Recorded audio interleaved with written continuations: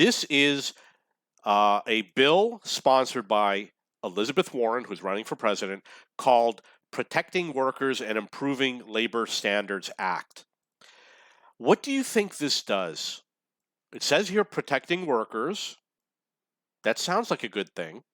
And it says over here improving labor standards. That also sounds like a good thing. This bill does neither. What this bill does is it says it right here. Labor agreements require membership in a labor organization as a condition of employment, regardless of state law.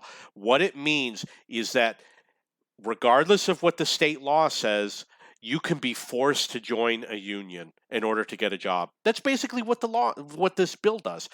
That doesn't protect workers, and it's not improving labor standards. Forcing people to join unions does not improve labor standards, and it doesn't protect workers.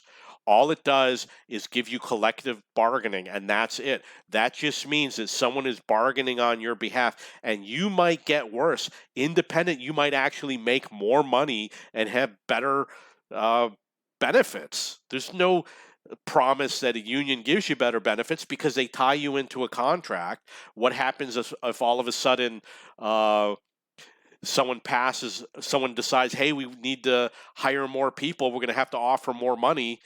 If your union contract is paying you less, you get less money.